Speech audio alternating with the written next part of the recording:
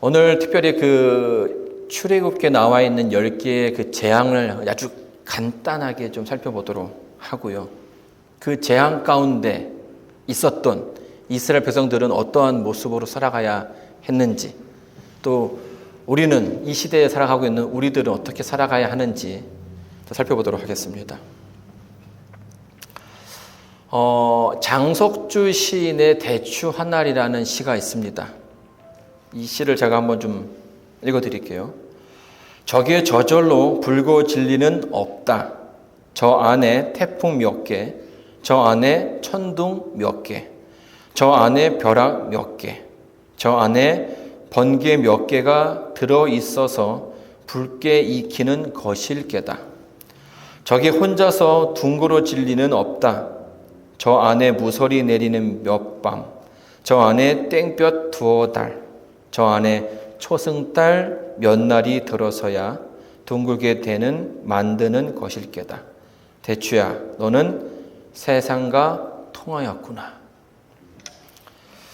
이제 가을이 되었죠. 가을이 되고 있습니다. 그래서 이렇게 차를 타고 오가는 길에 보게 되면 어떤 나무들이 이제 단풍 가운데 단풍이 들어서 아주 예쁘게 색을 바꾸는 나무들을 좀 보실 수 있습니다. 모든 게 익어가는 그런 시기죠. 그래서 특별히 이 시를 지었던 이 장석주 시인은 자기 손에 들려져 있는 대추 하나를 생각하면서 참 많은 생각을 했다라고 생각합니다. 우리에게서 태풍과 천둥, 번개는 두려움과 어려움을 연상시키는 단어입니다. 근데 이 시인은 뭐라고 얘기합니까? 그런 것이 없이는 대추가 연글 수 없다라고 이야기하는 것이에요. 우리는 그것을 외면하고자 또 두려워하고자 하지만 그런 과정들이 없이는 대추가 익을 수 없다라는 거죠. 여러분, 출애굽기 보게 되면 하나님께서 이스라엘 백성을 애굽에서 인도하기 위해서 그 애굽이라는 나라에 10가지의 재앙을 내립니다. 여러분, 이 애굽이라는 나라는 굉장히 독특한 나라예요. 신이 얼마나 많은지 이스라엘 백성만큼 신이 있어요. 애굽에 있는 사람들만큼 그 신이 굉장히 많이 있습니다. 모두를 다 신으로 신격화합니다. 사람들이 살기에 좀 자기한테 어려움을 주는 존재가 있다면 다 뭐 하는 거예요?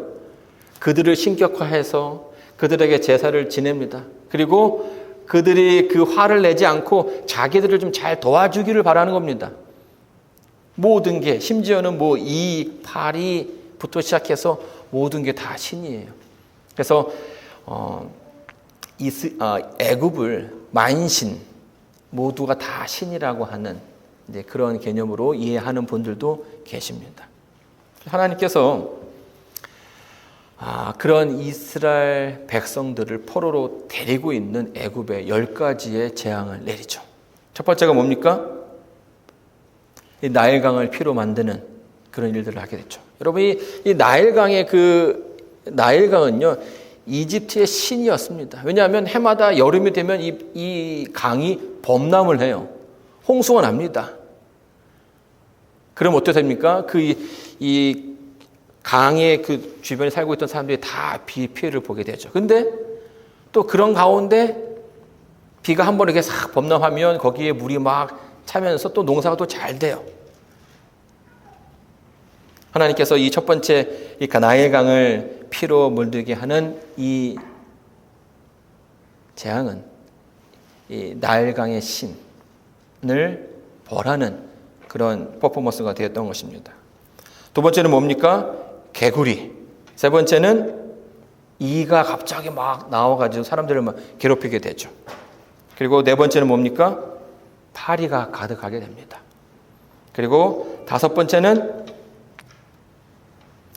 가축들의 죽음으로써, 특별히 이집트는 이 소를 굉장히 우상시합니다. 특별히 이 바로의 어머니가 이 소라고 하는 그런 이야기도 하곤 합니다. 그리고 악성 종기, 우박, 때로는 메뚜기, 그리고 9번째가 뭡니까? 3일간 그 애굽 전역을 다 어둡게 만들어서 사람들로 하여금 굉장히 어렵게 했던, 그것은 뭐예요? 태양신 라를 뭐 하는 겁니까? 라를 벌줌으로써 너희들의 그 애굽, 너희들이 그 섬기는 그 신보다 하나님의 능력이 더 크다라는 것을 보여주기 위함이었죠. 그리고 마지막 10번째는 뭡니까? 10번째는 초태생, 모든 장자들을 하나님께서 데려가시는 거예요. 이 출애굽기 12장 12절에 보게 되면 하나님께서 이렇게 말씀하십니다. 애굽의 모든 신들에 대한 심판이라고 얘기를 해 주셨어요. 그렇죠? 근데 그것은요, 하나님께서 이 10장을 통해서 애굽의 신들, 그 당시에 가장 강했던 애굽의 신들보다 더 강한 하나님의 모습을 보여주시기 위함이었습니다.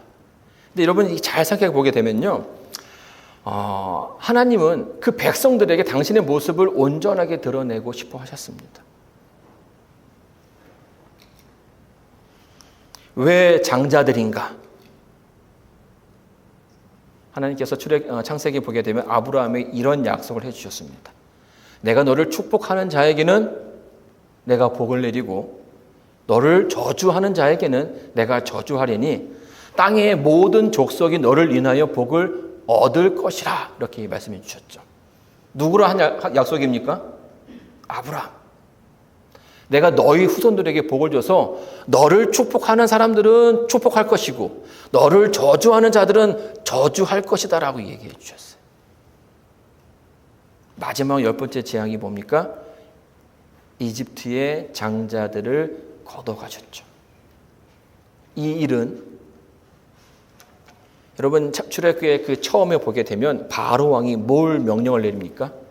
자꾸만 이스라엘 백성들이 많아지니까 남자 아이들을 다 죽이라는 명령을 내렸어요.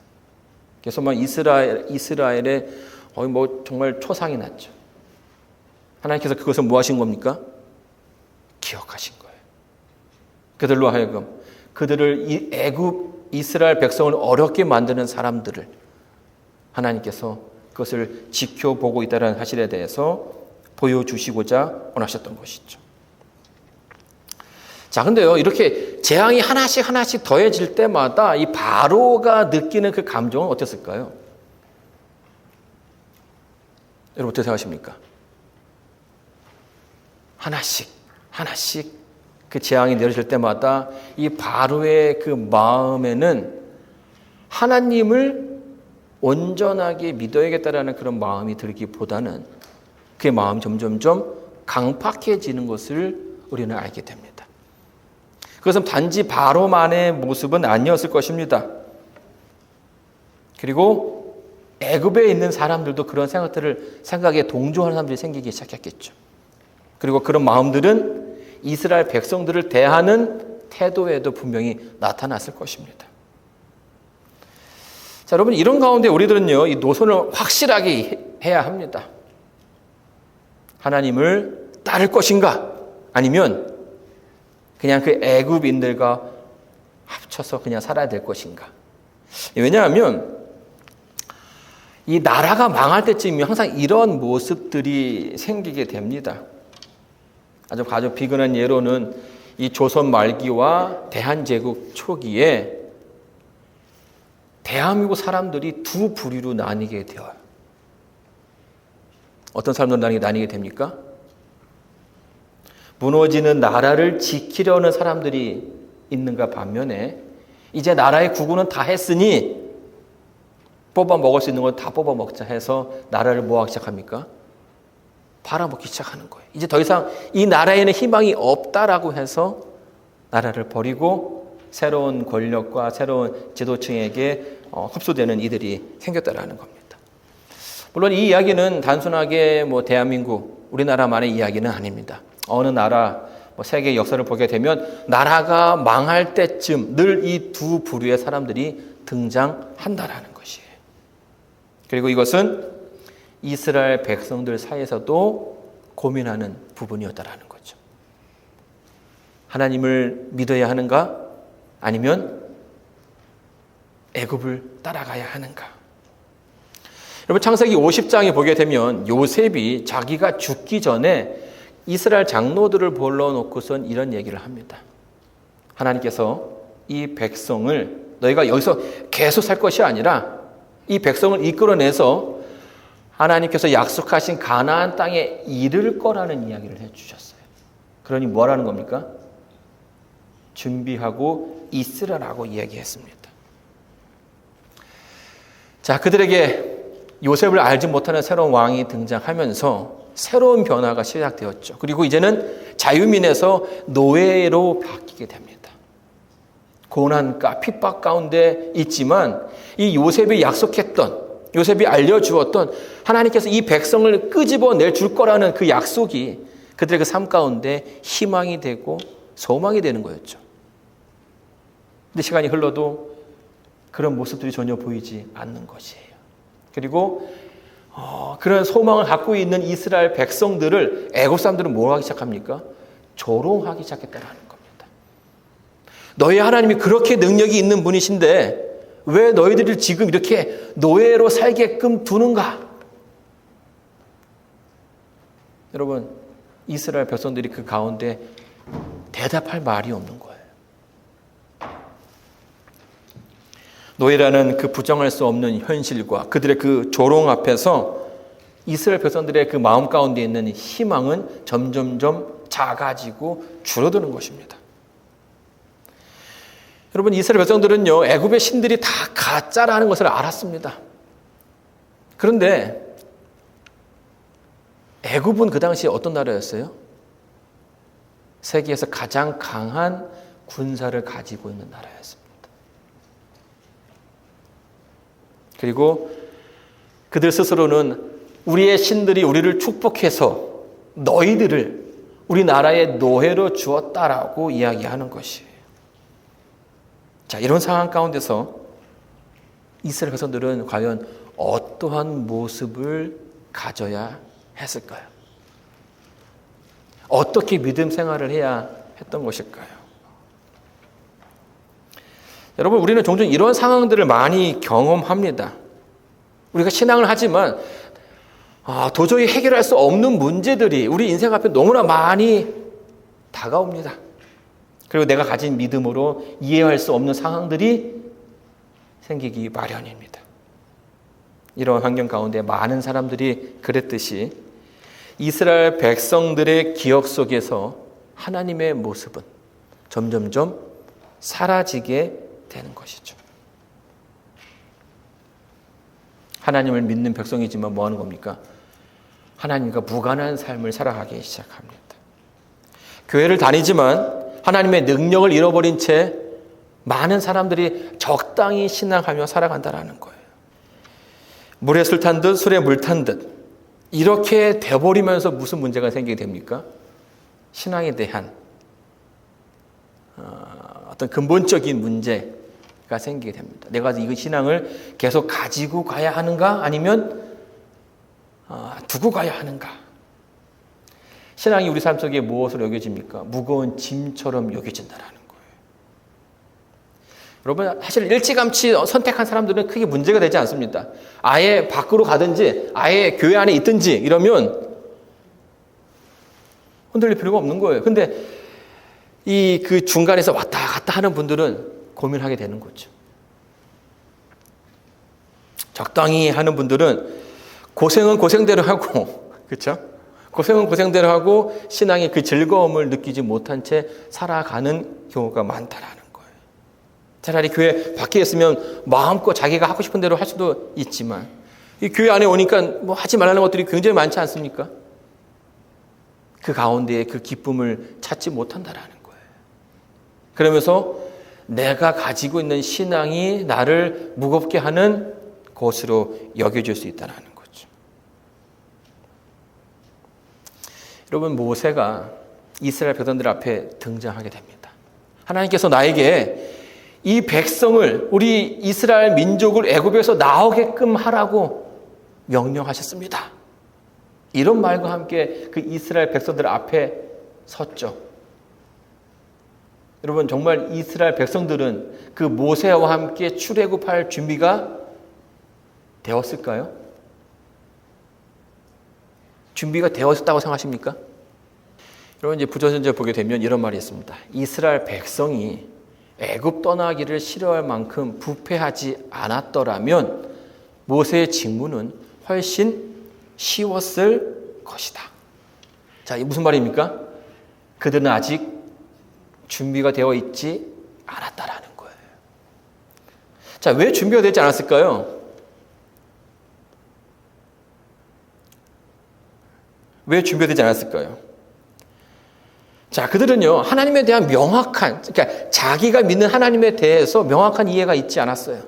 그냥 어른들이 하나님 믿어야 된다라고 얘기했지만 그게 그들의 그 삶 속에 다가오지 않았다는 것입니다. 또 애굽을 떠나서 가나안이라는 땅에 가야 되는데 여러분 이사하는 게 쉽습니까? 어렵습니까? 자기의 생활 터전을 바꾼다라는 것이 굉장히 어려운 일인데 가나안에 간다라는 새로운 땅에 가야 한다라는 것에 대한 두려움과 또 그 가운데 그 여정 가운데 있게 될 것들에 대해서 그들이 미처 감당을 하지 못했다라는 거예요. 그리고 마지막으로는 이미 그들이 너무나 많은 부분의 애굽 사람들과 동화가 되어서 내가 굳이 가야 되는가라는 그런 생각들을 하게 되었다라는 거죠. 여러분이 준비가 되지 않은 사람들을 끌고 가는 것처럼 힘든 일이 없습니다. 그냥 말하면 이렇게 싹 따라와 주면 좋은데 내가 왜 가야 됩니까? 정말 가야 됩니까? 이런 말들을 하기 시작하면 설득해야 되고 또 이끌어야 되고 참 많은 에너지를 소비할 수밖에 없는 거죠. 이 준비되지 않은 이스라엘 백성들을 이끌기 위해서 하나님께서 10개의 재앙을 허락하셨다라는 거예요. 그래서 단순하게 애굽 백성들을 위한 그들에게 하나님의 그 모습을 드러내기 위한 재앙이었지만 그것만 있던 것은 아니었다라는 것입니다. 그 10개의 재앙을 통해서 이스라엘 백성들이 뭘 하기를 원하신 거예요? 내가 믿어야 하는 하나님의 모습이 어떤 분이신지를 알아야 했다라는 것입니다. 재앙이 하나씩 하나씩 더해질 때마다 그 가운데 하나님의 모습이 드러나는 거죠. 여러분 처음에는 얼마나 떨렸겠습니까? 바로 앞에 가가지고 지팡이로 뱀을 만들고 이 나일강을 피로 만들었는데 전혀 바로가 움직이지 않는 거예요.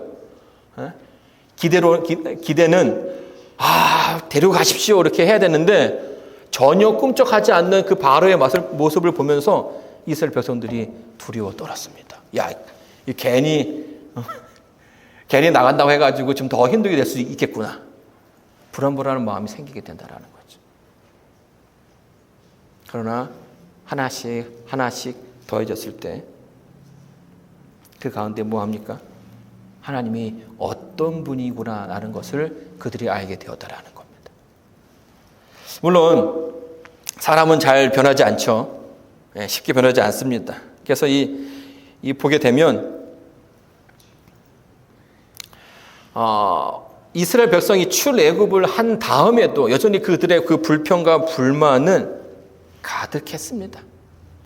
자, 그래서 우리 출애굽기 11장, 16장에 보게 되면 이런 말이 있죠. 그들에게 이르되 우리가 애굽 땅에서 고기 가마 곁에 앉았을 때와 떡을 배불리 먹던 때에 여호와의 손에 죽었더라면 좋았을 것을 너희가 이 광야로 우리를 인도하여 내어 이 온 회중으로 주려 죽게 하는도다. 무슨 말입니까?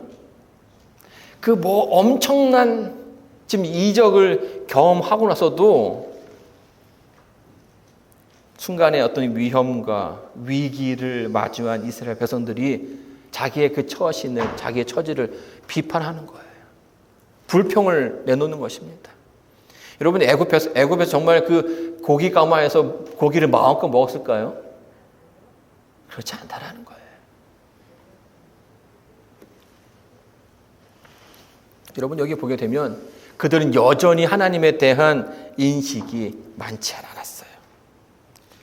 출애굽에 대한 그 고마움을 뭐한 채, 망각한 채 타성에 젖어서 불만을 하는 것입니다.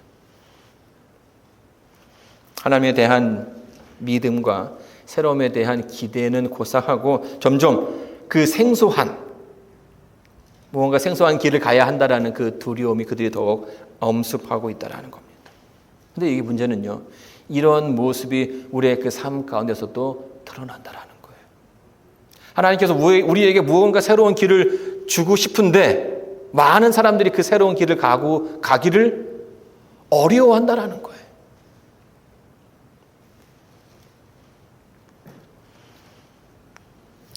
여러분, 우리가 이제 교회를 다니지만요, 매 순간순간마다 하나님과 동행해야 됩니다. 하나님의 말씀을 들어야 되고요, 하나님을 알아야 합니다.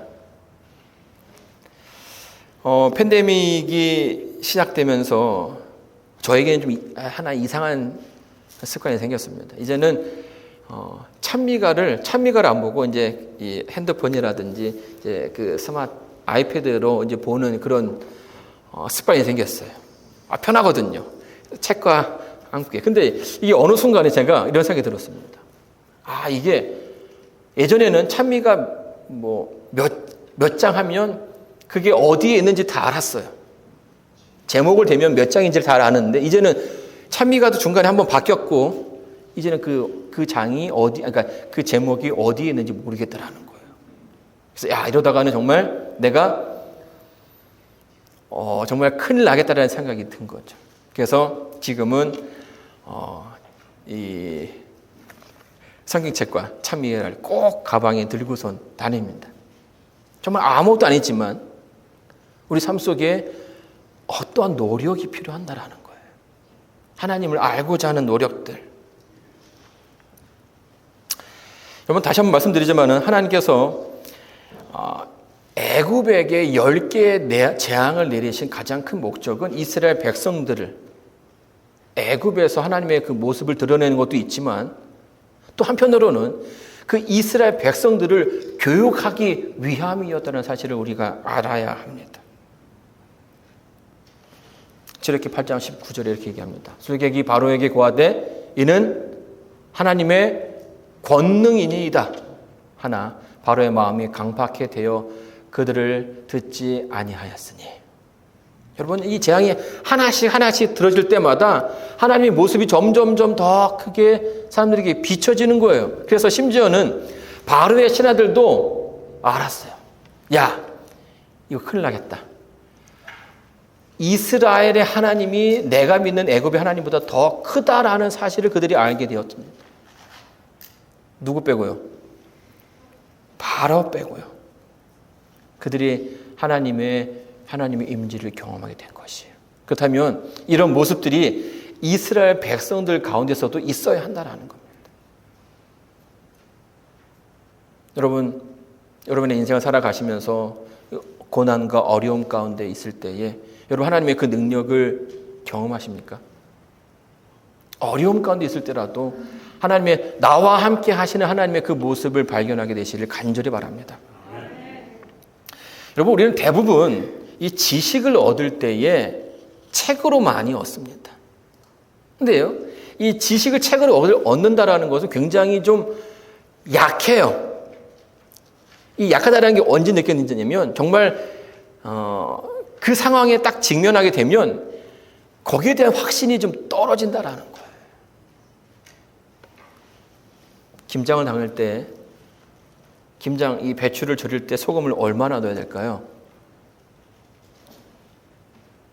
적당히 넣어야 되죠. 그럼 이 적당히는 얼마입니까? 지금 쟤들 다 한마디 하시는데 적당히 넣으면 되는 거예요. 근데 이 적당히를 알기 위해선 뭐 해야 되는 거예요? 직접 경험해보지 못하면 모른다라는 거예요.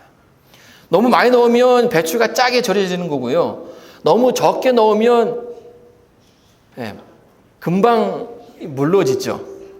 그래서 맛이 없어요. 이 적당이라는 것을 경험해야 된다는 거예요.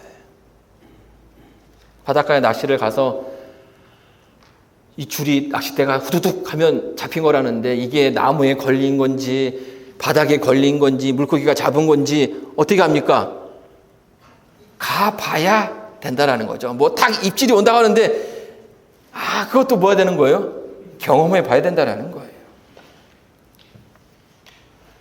여러분, 여러분의 믿음은, 여러분의 신앙은 이런 경험에 의해서 세워진 것입니까?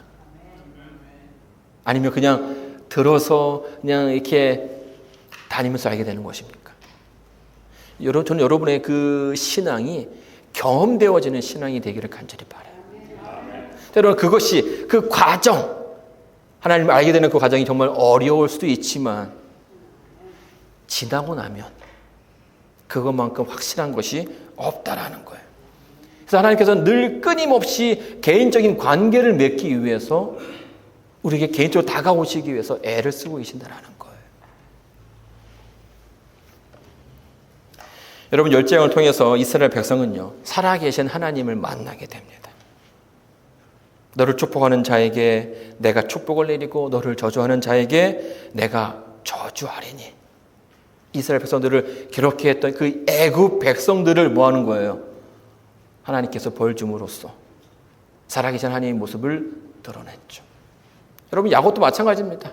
하나님과 씨름하는 가운데 뭘 발견하게 됩니까? 비록 한도뼈가 쳐서 쩔쩔쩔쩔하면서도 이것이 하나님의 은혜라는 사실을 그가 체험적으로 알게 되었다라는 거예요. 그래서 뭐합니까? 그 가족들이 큰 위기 가운데 있게 되었을 때 어디로 갑니까? 베델로 가지 않습니까? 왜요? 나와 함께 하신다는 그 하나님의 모습을 알게 된 그 장소로 가게 되는 것이. 하나님께서 자기 백성을 구별하시고 지키시는 하나님이라는 사실을 그들이 알게 됩니다. 그래서 어떻게 됩니까? 재앙을 내리는데 그 재앙이 애굽 백성들에게 내리는데 이스라엘 백성들에게는 가지 않는 거예요. 이거 어떻게 구분하겠습니까? 이스라엘 백성들의 손은 살아있는데 애굽 백성들의 손은 다 우박 맞아가지고 죽어 있는 겁니다. 여러분, 하나님이 다 아신다라는 거예요. 그 백성들을 너무나 잘 알고 계신다라는 거예요. 그리고 세 번째로는 재난 속에서 역사하시는 하나님을 그들이 만나게 됩니다. 힘든 상황이지만, 어려운 상황이지만 늘 그들과 함께 하시는 하나님을 발견하게 된 거예요. 여러분, 우리의 신앙 가운데 이런 배움이 있게 되기를 간절히 바랍니다. 이스라엘 백성들이 40년 동안 광야에서 방황을 했죠. 근데 그것은 방황이 아니라 그것은 교육이었습니다. 무슨 교육이에요? 하나님께서 그들과 함께 하신다. 그 기나긴 시간 동안 그것을 그들은 배워야 했다라는 거예요.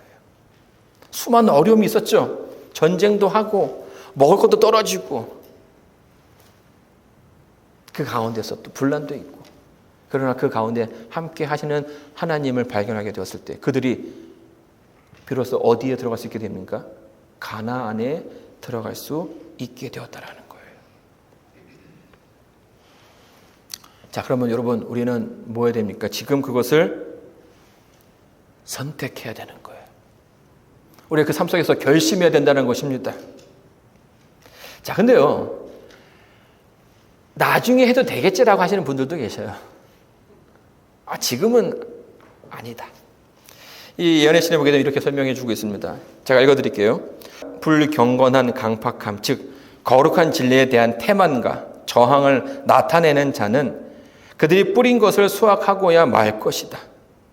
그들이 원할 때에는 언제든지 악한 길에서라도 돌이킬 수 있으며 지금 은혜의 초청을 경시할지라도 거듭거듭 그 감화를 받을 수 있다라는 생각으로 양심의 가책을 진정시키는 사람들은 그들이 멸망할 때까지 그 같은 길을 행할 것이다. 뭐라고 하는 겁니까? 언제든지 회개할 수 있다라고 생각하지만 그것은 그들의 생각처럼 되지 않는다라는 거예요. 여러분, 제가요, 대학교 때 이제 그 재림연수원에 들어가서 기도를 했던 적이 있어요. 네, 2학년 때 가서 이제 일주일 동안 막 기도를 하라는데 막 그때는 너무 이 열이 붙어가지고 밥도 안 먹고 기도를 했습니다. 그래서 막 한 수요일쯤 되니까 막 눈물에서 눈에서 막 눈물이 펑펑 나면서 막 모든 죄를 다 이제 회개를 했죠. 그러고 나니까 마음이 정말 편안해지더라고요. 그리고 이제 시간이 흘렀습니다. 군대 갔다 오고 이제 신학과 이제 4학년 이제 졸업할 때가 돼서 한 번 더 들어갔어요. 학교에서 이제 단체로 들어가거든요. 근데 이제 꾀가 생기는 겁니다. 어떤 꾀냐면 이제 그 들어가면서부터 이제 시대의 소망을 같이 읽기 시작해요. 그래서 이제 예수님 6월절부터 해가지고 십자가 사건 부활까지 이제 읽어야 되는데 제가 보니까 이게 한 수요일쯤 되면 눈물이 터진다라는 사실을 제가 이제 경험적으로 알게 됐지 않습니까? 그래서 좀 편하게 지내다가 수요일부터 열심히 이제 읽으면 되겠다. 예언했음도 좀 더 열심히 읽으면 되겠다라고 생각을 하고 처음에 갔을 때와 그 마음이 좀 달라진 거예요. 처음부터 힘 뺄 필요 없다. 그래서 이제 천천히 좀 하자. 그래서 이제 했는데 제가 이제 목요일쯤 돼서 정말 큰 충격을 받았어요. 어떤 충격이었냐면 예언의 시를 한 챕터 읽기 시작했는데 이미 예수님이 부활하신 거예요. 그러니까 제 생각으로는 예수님의 십자가 사건 때쯤 해서 내 눈물이 펑펑 나오면서 회개를 해야 되는데 읽다 보니까 이미 예수님은 부활하셨는데 저에게는 아무런 변화가 있지 않더라는 거예요. 여러분, 이런 일들이 우리의 삶 속에 있을 수 있다라는 거예요. 내가 지금 하나님께 돌아가지 않고 내가 언젠가 돌아가겠지, 내가 다 안다라고 생각하면서 회개할 수 있겠지라고 하면 그런 생각은 우리를 속이는 것이 된다라는 거예요. 그 순간에 그들과 함께 하신 하나님을 만나지 않고서는 우리는 나중에 만날 수 있지 않습니다. 여러분, 대추는요 어려움 가운데 저절로 붉어진 것이 아니라 그 어려움 가운데 천둥 맞고 벼락 맞고 장마를 경험하면서 익어가는 것처럼 우리의 신앙은 오늘 하루하루를 살아가면서 영으로 가는 것입니다. 매일의 삶 속에서 여러분과 함께 하시는 그 하나님을 만나시는 여러분 되기를 바라면서 오늘 말씀을 마치겠습니다.